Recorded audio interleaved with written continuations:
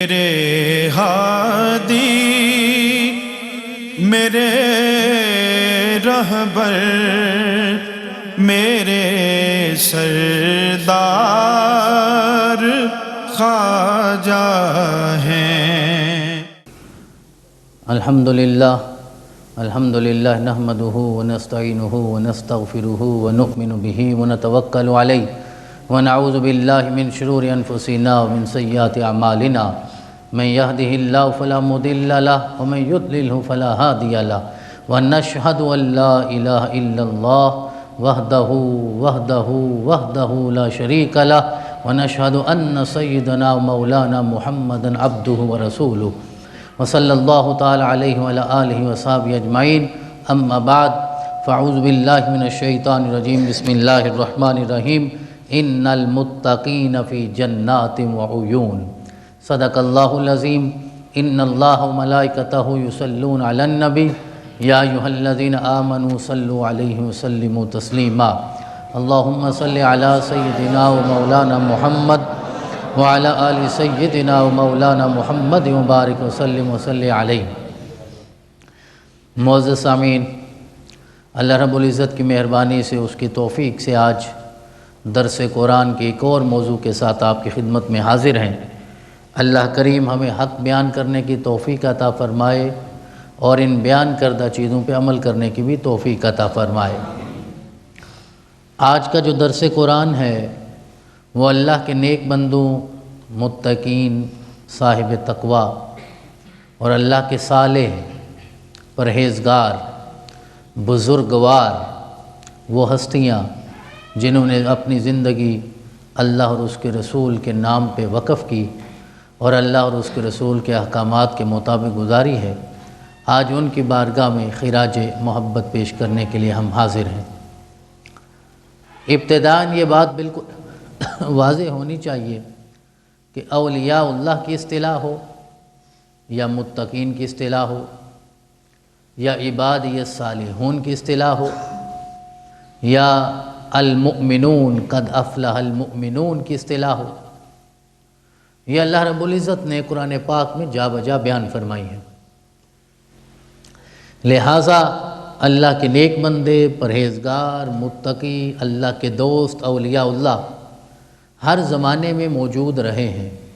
میرا رب جب چاہے جسے چاہے اپنی ولایت اور قربت اور کفالت اور نصرت عطا فرما سکتا ہے، محبت عطا فرما دیتا ہے۔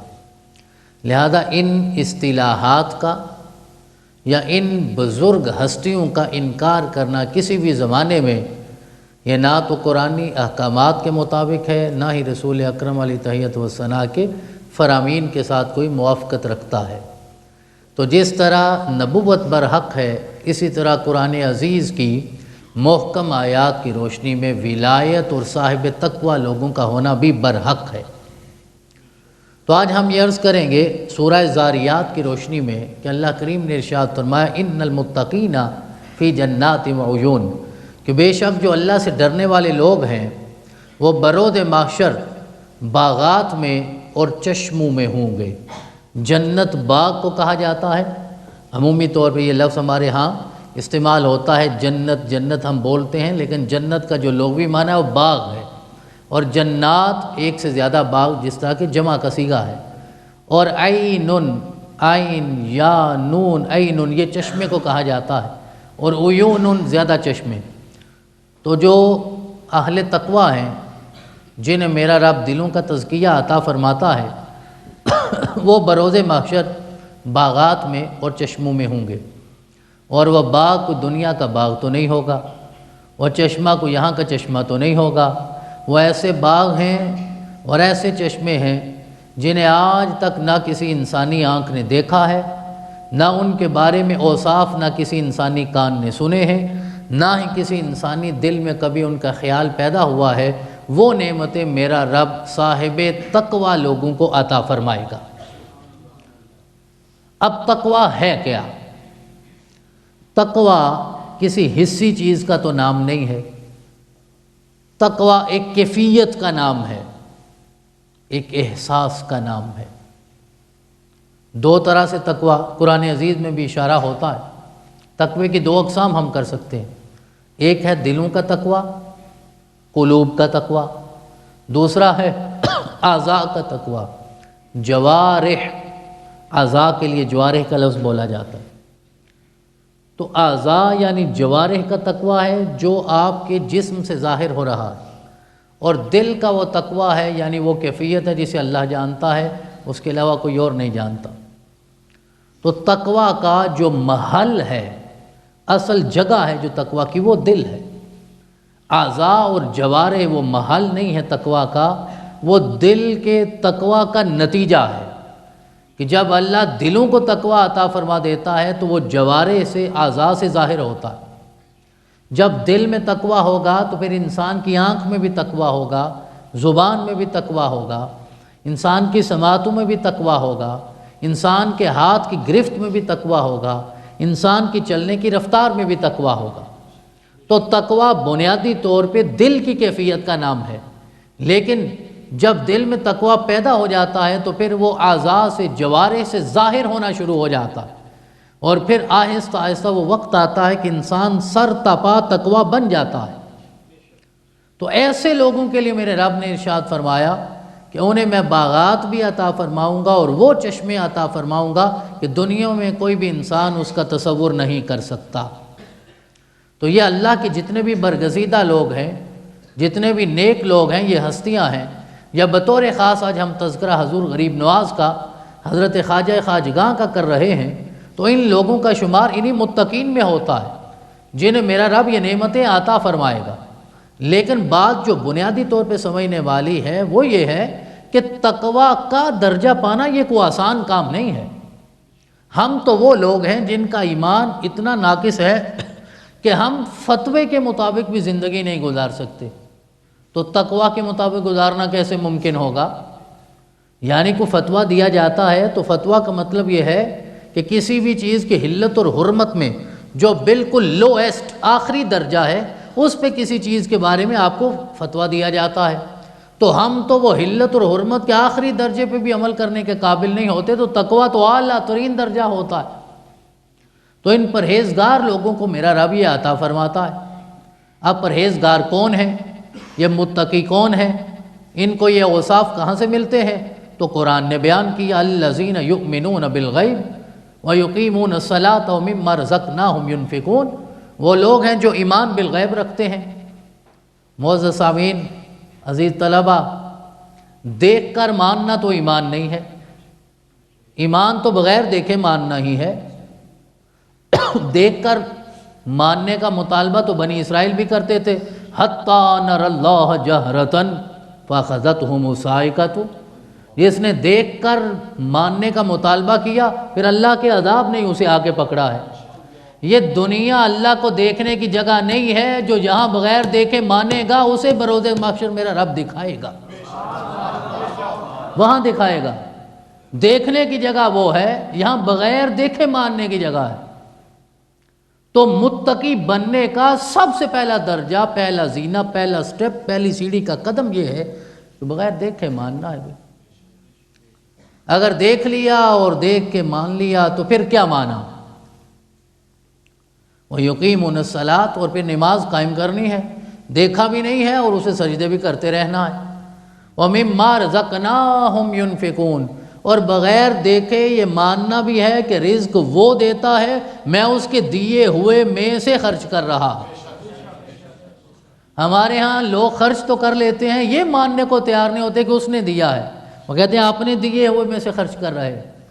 تو متقی بننے کے لیے انسان کو یہ سارے مراحل سے گزرنا ہوتا ہے، اپنے نفس کی نفی کرنی ہوتی ہے۔ حضرت سیدنا غوث اعظم رضی اللہ تعالیٰ عنہ، حضرت پیران پیر، آپ ارشاد فرماتے ہیں کہ متقی وہ انسان بنے گا کہ جو جب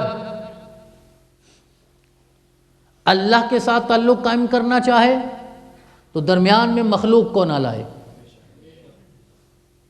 اللہ کے ساتھ تعلق قائم کرنا ہے، درمیان میں بلا خلق، مخلوق نہ ہو، اور جب خلق کے ساتھ تعلق قائم کرے تو درمیان میں اپنا نفس نہ لائے۔ اللہ سے تعلق بلا خلق اور مخلوق سے تعلق بلا نفس، تو پھر متقی بننے کا سفر شروع ہوتا ہے۔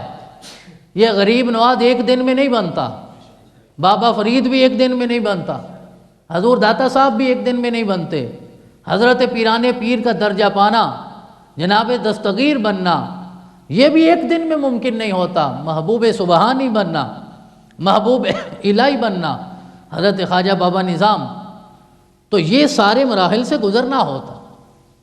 تو جو لوگ یہاں اپنی آنکھیں بند کر لیتے ہیں، دنیا کی نعمتوں سے کنارہ کش ہو جاتے ہیں، سب کچھ دیکھ رہے ہوتے ہیں، اس کی خاطر چھوڑ دیتے ہیں، پھر میرا رب انہیں وہ جنتیں اور یہ نعمتیں عطا فرمائے گا۔ سلام قولا من رب الرحیم۔ کتنا لطف آئے گا، کتنی لذت آئے گی کہ جب اہل تقویٰ کو، ان متقین کو، ان بزرگ لوگوں کو بروز محشر آواز آئے گی، اپنی سماعتوں کو متوجہ کرو، رب سلام عطا فرما رہا ہے۔ امتاز الیوم ایھا المجرمون۔ آج تو فیصلہ نہیں ہو پا رہا نا کہ متقی کون ہے، مجرم کون ہے، اس دن اعلان ہوگا مجرموں ان متقین سے علیحدہ ہو جاؤ۔ آج ان کا پروٹوکول دکھایا جانے والا ہے، آج زمانے کو پتہ چلے گا یہ وہ لوگ ہیں جنہوں نے اللہ کی رضا کی خاطر زندگی گزاری ہے۔ الذین ينفقون فی السراء والضراء والکاظمین الغیظ والعافین عن الناس واللہ یحب المحسنین۔ متقی وہ ہے جو خوشحالی میں بھی اللہ کے راستے میں خرچ کرتا ہے اور تنگ حالی میں، بدحالی میں، فقر میں بھی کرتا ہے، وہ متقی ہے۔ جو خوشحالی میں دے، بدحالی میں نہ دے، وہ متقی نہیں ہے۔ کیا آپ یہ کہیں کہ آج ہے تو دینا ہے، آج نہیں ہے تو نہیں دینا، پھر آپ متقی نہیں ہیں؟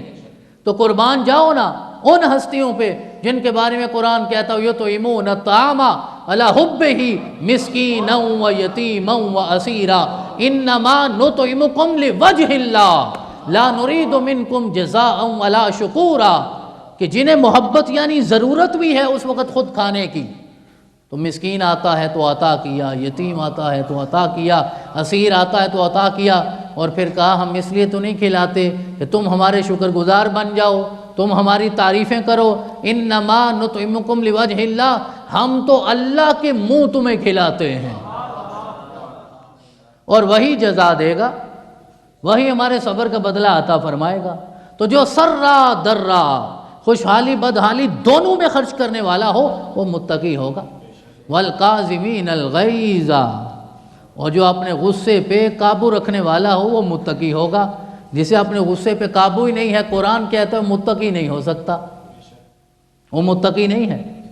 اب آپ اپنی زندگی کے شاید ابتدائی مرحلے میں ہیں، ابھی متقی بننے کے لیے آپ کے پاس زندگی پڑی ہے، تو آج سے ہی اپنے غصے پہ قابو کرنا سمجھیے، کاظم الغیظ بنیے۔ حضرت امام موسیٰ کاظم سے مدد طلب کیجیے۔ آپ کو پتہ چلے رسول اکرم نے ارشاد فرمایا وہ تو طاقتور نہیں ہے کہ جو قوت کے ساتھ کسی کو گرا دیتا ہے، طاقتور وہ ہے جو غصے میں، غصے پہ قابو کرتے ہوئے رد عمل کا مظاہرہ نہیں کرتا اور اللہ کی رضا کی خاطر معاف کر دیتا ہے، وہ طاقتور ہوتا ہے۔ جسے اپنی ذات پہ کنٹرول نہ ہو وہ کون سی طاقت رکھنے والا ہے؟ دوسروں پہ کنٹرول کرنا، قابو پانا، قبضہ رکھنا وہ طاقت نہیں ہے، طاقت ہے اپنی ذات پہ قابو پانا۔ تو یہ متقی وہ ہیں جو کاظم الغیظ ہیں۔ والعافین عن الناس، کوئی غلطی کر کے آتا ہے ان کے پاس نہ صرف غصے کو وہ کنٹرول کرتے ہیں بلکہ آنے والے کو اللہ کی رضا کے لیے معافی بھی عطا کر دیتے ہیں، اور پھر وہ متقین چلتے چلتے متقین نہیں رہتے، وہ محسنین کا درجہ پا لیتے ہیں، اور ارشاد فرمایا کہ میں محسنین سے پھر محبت کرتا ہوں۔ اب یہاں متقین کے اور اوصاف بھی بیان ہوئے۔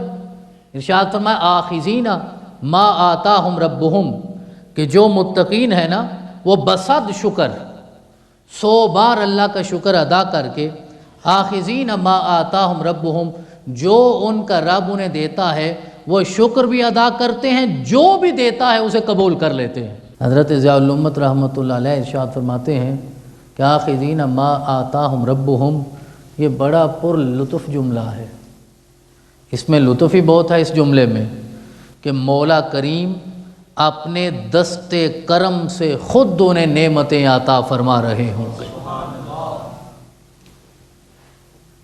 وہ کہتے ہیں کہ اس لمحے اہل تقوی کی توجہ یہ نہیں ہوتی کہ وہ کیا دے رہا ہے، ان کی توجہ یہ ہوتی ہے کہ کون دے رہا ہے۔ تو جب دینے والا وہ ہے جو بھی دے۔ حضرت سیدہ رابعہ بصریہ رضی اللہ تعالیٰ عنہ، آپ کے بارے میں آپ کی طرف منسوب ایک واقعہ ہے کہ آپ رستے سے جا رہی تھیں، ایک ہاتھ میں پانی تھا اور دوسرے ہاتھ میں آگ تھی۔ پوچھا گیا کہ کیا ارادے ہیں؟ تو کہنے لگی میں یہ چاہتی ہوں کہ پانی پھینک کر جہنم کی آگ کو بجھا دوں اور آگ پھینک کر جنت کی نعمتوں کو ختم کر دوں، راکھ کر دوں۔ پوچھا گیا وہ کیوں؟ کہنے لگی میں یہ چاہتی ہوں کہ نہ جنت رہے نہ جہنم رہے، تاکہ نہ کوئی جنت کے لالچ میں سجدہ کرے نہ جہنم کے ڈر میں کرے، جو بھی کرے اللہ کی رضا کے لیے کرے۔ وہ متقی ہیں۔ متقین تو دنیا میں اس لیے بھی نہیں سجدہ کرتے کہ جنتیں ملیں گی، وہ تو وہ دے گا۔ تتجافا جنوبہم عن المضاجع یدعون ربہم خوفا وطمعا ومما رزقناہم ینفقون فلا تعلم نفس ما اخفی لہم من قرۃ اعین جزاء بما کانوا یعملون۔ ارشاد فرمایا جو راتوں کو اٹھ کر اپنے پہلو بستر سے جدا کرتے ہیں، برود محشر وہ رب کی بارگاہ میں عرض کریں گے مولا یہ جنتوں کے لیے، یہ چشموں کے لیے، یہ نہروں کے لیے نہیں کرتے تھے، ہم تو تیرا دیدار کرنے کے لیے کرتے تھے۔ تو پھر میرا رب وہ نعمت عطا فرمائے گا جس کے بارے میں قرآن یہ کہتا ہے وہ نعمت پانے کے بعد ان کی آنکھوں کو ٹھنڈک نصیب ہو جائے گی۔ تو ان کی آنکھوں کو ٹھنڈک اللہ کے دیدار کے سوا کسی اور نعمت سے نصیب نہیں ہوگی۔ تو یہ وہ ہستیاں ہیں جنہوں نے یوں تقوی کے ساتھ قلوب کا تقوی بھی پایا، جوارح کا تقوی بھی پایا، اعضاء کا تقوی بھی پایا، سر تپا تقوی بنے ہیں۔ پھر ان کے ایک ایک قول میں میرے رب نے اثر پیدا فرمایا۔ آخذین ما آتاہم ربہم، تو بصد شکر لے رہے ہوں گے اس چیز کو جو میرا رب عطا فرما رہا ہوگا۔ پھر انہیں غرض نہیں ہے کہ وہ 2 دے رہا ہے یا 100 دے رہا ہے، وہ جو بھی دے رہا ہوگا وہ قبول کرتے جائیں گے۔ پھر وہ وقت آئے گا کہ میرا رب اپنی رضائی انہیں عطا فرما دے گا، اور پھر اعلان ہوگا رضی اللہ عنہم ورضوا عنہ، کہ اللہ ان سے راضی ہو گیا، وہ اپنے رب سے راضی ہو گئے۔ انہم کانوا قبل ذالک محسنین، بے شک یہ لوگ اس سے پہلے بھی نیکوکار تھے۔ کو پہلے ہی نیکوکار ہوتا ہے تو پھر میرا رب اسے تقوی کے یہ سارے مراحل عطا فرماتا ہے اور یہ ساری نعمتیں انہیں نصیب ہوتی ہیں۔ کانوا قلیلا من اللیل ما یہجعون، شاید آپ نے اپنی زندگی میں کبھی ان ہستیوں کی سیرت کا مطالعہ نہ کیا ہو۔ بطور خاص حضور غریب نواز کی خدمت میں آج ہم خراج محبت پیش کر رہے ہیں۔ یہ وہ ہستیاں ہیں جن کے بارے میں قرآن یہ کہتا ہے کانوا قلیلا من اللیل ما یہجعون، یہ لوگ رات کو بہت کم سویا کرتے تھے۔ ایک رات تھوڑا سا زیادہ جاگنا پڑے تو بڑا مشکل ہو جاتا ہے، مشکل ہو جاتا ہے۔ متقی بننے کے لیے تو ہر رات ہی جاگنا پڑتا ہے۔ کوئی ساری رات سویا رہے اللہ اسے متقی کر دے، وہ بے نیاز ہے، وہ کر دے۔ لیکن آج اللہ آپ کو بھی تقوی کی نعمت عطا فرمائے گا، تو جتنا جتنا انسان جاگے گا اتنا اتنا تقوی میرا رب عطا فرمائے گا۔ ساری رات جاگیے، میرا رب تقوی کی ساری نعمتیں عطا فرما دے گا۔ تو متقی وہ ہیں جن کے بارے میں قرآن یہ کہہ رہا ہے بہت کم وہ سویا کرتے تھے۔ وَعِبَادُ الرَّحْمَنِ الَّذِينَ يَمْشُونَ عَلَى الْأَرْضِ هَوْنًا وَإِذَا خَاطَبَهُمُ الْجَاهِلُونَ قَالُوا سَلَامًا۔ تو عباد الرحمن، متقین، اولیاء اللہ، عبادی الصالحون، المؤمنون، یہ ساری اصطلاحیں ہیں قرآن پاک کی اللہ کے نیک بندوں کے لیے۔ تو ارشاد فرمایا جو رحمان کے بندے ہیں، جس طرح کہ حضور خواجہ غریب نواز ارشاد فرمایا رحمان کے بندے الذین یمشون علی الارض ہونا، وہ زمین میں آہستہ آہستہ چلتے ہیں، زمین پہ پاؤں ایسے رکھتے ہیں زمین کو بھی پتہ نہیں چلتا، اکڑ اکڑ کے چلنے ولا تمشی فی الارض مرحا انک لن تخرق الارض ولن تبلغ الجبال طولا۔ قرآن کہتا ہے اکڑتے کس بات پہ ہو؟ کیا اکڑ کے پاؤں مارو گے زمین پھاڑ دو گے، یا بلند ہو کے چلو گے آسمان کو چھو لو گے، پہاڑوں سے بلند ہو جاؤ گے؟ نہ تیرے اندر اتنی طاقت ہے زمین پھاڑ سکو، نہ پہاڑوں کے برابر ہو سکتے ہو، تو پھر عاجزی اختیار کرو۔ عاجزی سے اللہ بھی راضی ہوتا ہے، محمد الرسول اللہ بھی راضی ہوتا ہے۔ وَإِذَا خَاطَبَهُمُ الْجَاهِلُونَ قَالُوا سَلَامًا، عباد الرحمن وہ ہیں، متقین وہ ہیں، جاہلوں سے پالا پڑتا ہی رہتا ہے۔ گالی کا جواب گالی سے دینے والا عبد الرحمن نہیں ہو سکتا، وہ رحمان کا بندہ نہیں۔ قرآن یہ کہہ رہا ہے جاہل کو بھی سلام کرنا پڑے گا، لڑنے والے کو، جھگڑنے والے کو، کافر کافر کہنے والے کو بھی جب تک سلام نہیں کریں گے میرا رب تقویٰ کی لذت نہیں عطا فرمائے گا۔ یہ وہ ہستیاں ہیں جنہوں نے اپنے زمانے میں بھی لوگوں کی تکفیر اور تنقید کو برداشت کیا ہے، اور دنیا سے جانے کے بعد بھی ان کی طرف کفر کی نسبتیں کی جاتی ہیں، اور یہ قبر میں بھی ان ساری چیزوں کو برداشت کرتے ہوں گے۔ اور ہمارا تو ایمان ہے کہ ہر قبر میں جانے والا زندہ ہے، چاہے عذاب پائے چاہے ثواب پائے۔ متقین کو تو قبر میں میرا رب وہ نعمتیں عطا فرمائے گا، وہ وہاں سے جس کے لیے سلامتی کی دعا کریں گے رب اسے دنیا میں سلامتی عطا فرمائے گا۔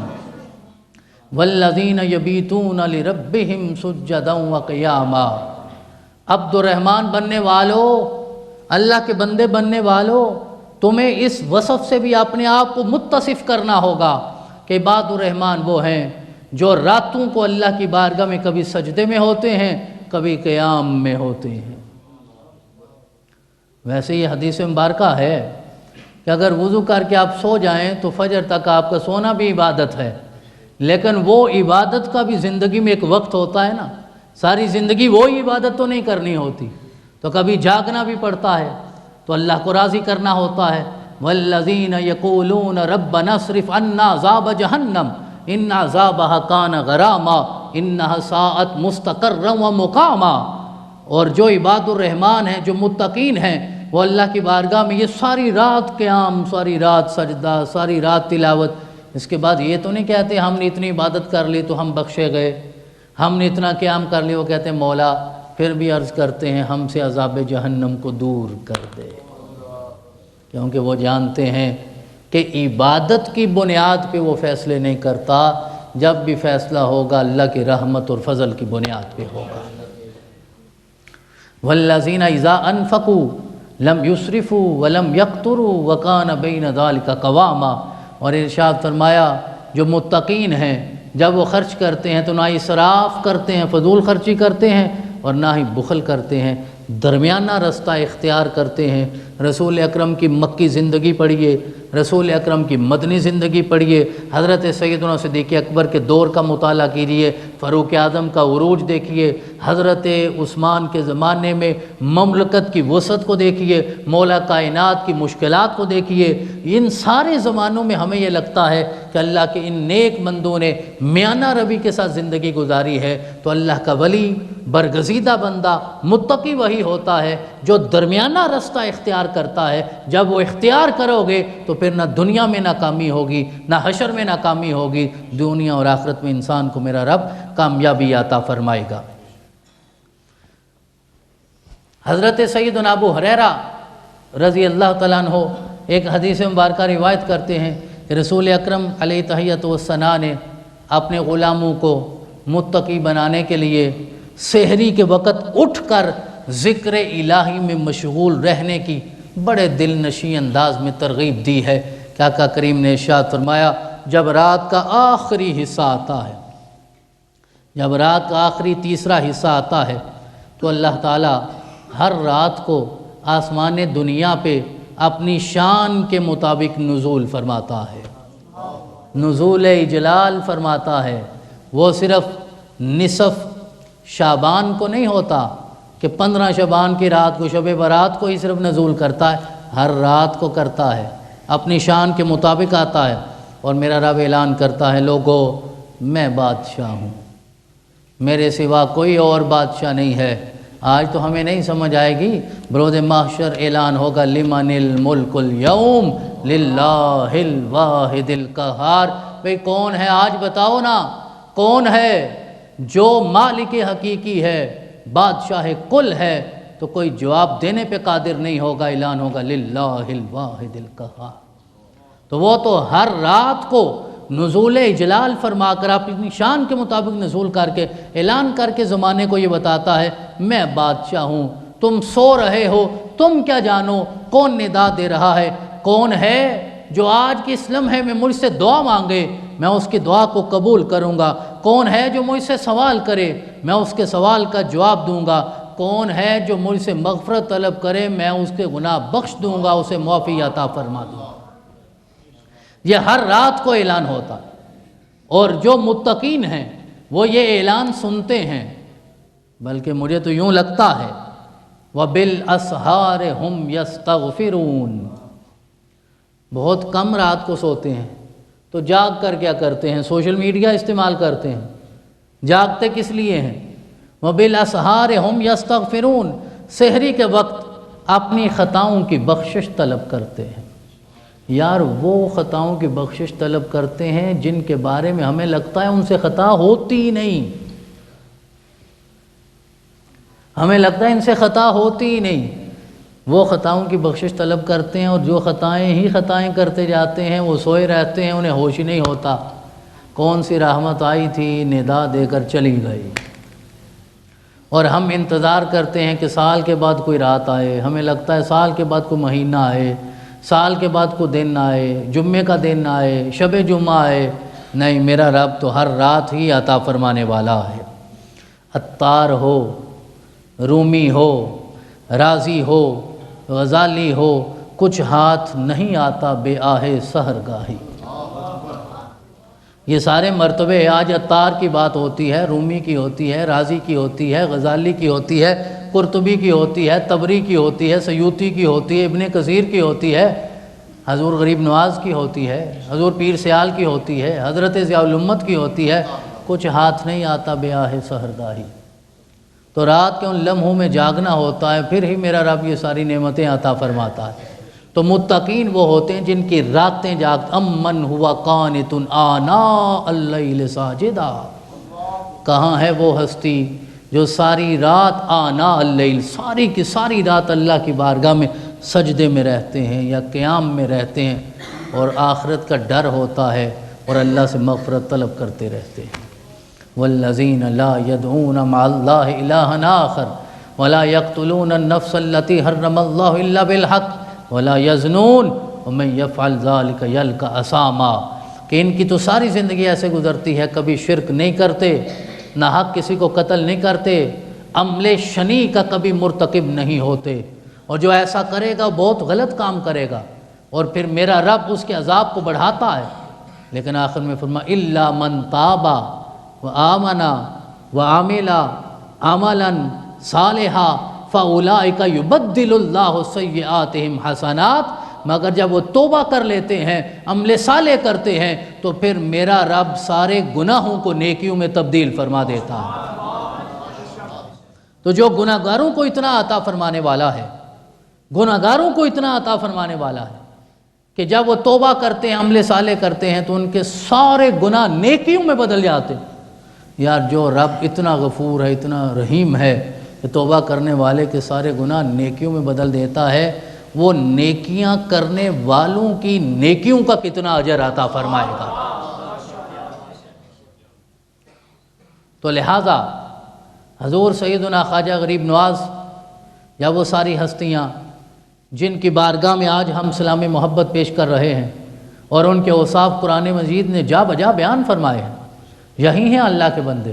قد افلح المؤمنون الذین هم فی صلاتهم خاشعون والذین هم عن اللغو موردون والذین هم للزکاة فاعلون والذین هم لفروجهم حافظون الا علی ازواجهم او ما ملکت ایمانهم فانهم غیر ملومین فمن ابتغى وراء ذلك فاولئک هم العادون والذین هم لاماناتهم وعهدهم راعون والذین هم علی صلواتهم یحافظون اولئک هم الوارثون الذین یرثون الفردوس هم فیہا خالدون۔ ارشاد فرمایا جو نماز میں خشوع کرتے ہیں، جو لغو باتوں سے اعراض کرتے ہیں، لغو باتوں سے چہرہ پھیر لیتے ہیں، زبان پہ کبھی لغو بات آتی نہیں، نہ سنتے ہیں، نہ ایسی باتوں سے لذت حاصل کرتے ہیں، زکوٰۃ بھی ادا کرنے والے ہوتے ہیں، اپنے وعدے پورے کرتے ہیں، امانت کا تحفظ کرتے ہیں، اپنی شرم گاہوں کا تحفظ کرتے ہیں، تو یاد رکھو یہ وہ لوگ ہیں جو اپنی نمازوں کی محافظت کرتے ہیں۔ میرے رب نے ارشاد فرمایا اولئک ھم الوارثون، یہی وارث ہیں، اللہ نے انہیں جنت کی ساری نعمتیں عطا فرما دی ہیں۔ الذین یرثون الفردوس ھم فیہا خالدون۔ اور وہ حدیث قدسی تو آپ نے سن رکھی ہوگی کہ میرا آقا نے ارشاد فرمایا، میرے رب کا اعلان ہے، جب میرا کوئی بندہ کثرت نوافل سے میری قربت پا لیتا ہے، میں اسے اپنا محبوب بنا لیتا ہوں، پھر وہ وقت آتا ہے کہ آنکھیں اس کی ہوتی ہیں، قوت بصارت میری ہوتی ہے، کان اس کے ہوتے ہیں، قوت سماعت میری ہوتی ہے، زبان اس کی ہوتی ہے، قوت گویائی میری ہوتی ہے، ہاتھ اس کے ہوتے ہیں، قوت گرفت پکڑنے کی جو طاقت ہے وہ میری ہوتی ہے، پاؤں اس کے ہوتے ہیں، قوت رفتار میری ہوتی ہے۔ اسی لیے حضرت سلیمان نے جب حکم ارشاد فرمایا تھا تو آصف بن برقیہ ہزاروں میل کی مسافت سے وہ تخت لا کے زمانے کو بتا رہے ہیں کہ اگر حضرت سلیمان کے ولی کی اتنی طاقت ہے تو پھر محمد رسول اللہ کے ولی کی کتنی طاقت ہے۔ تو ہم ان ہستیوں کو جو خراج محبت پیش کرتے ہیں، یہ ان کا اپنا کمال نہیں، یہ وہ نسبت محمدی ہے جس کے مطابق انہوں نے زندگی گزاری ہے، اسوہ حسنہ کے مطابق زندگی گزاری ہے۔ تو حضرات گرامی، اللہ کریم کی بارگاہ میں التجا ہے ہمیں ان متقین کے اوصاف کے ساتھ متصف ہونے کی توفیق عطا فرمائے، ان کے نقش قدم پہ چلنے کی توفیق عطا فرمائے۔ یہ تو وہ لوگ ہیں جن کی مجلس میں بیٹھنے والا کوئی بدبخت نہیں ہوتا، کوئی جیسی نیت سے بھی آئے، اٹھنے سے پہلے میرا رب اسے خوش بخت بنا دیتا ہے۔ تو ہمیں ہمیشہ ان کا ذکر کرنے کی توفیق عطا فرمائے۔ وآخر دعوانا ان الحمد للہ رب العالمین۔ میرے ہادی، میرے رہبر، میرے سردار خواجہ ہیں۔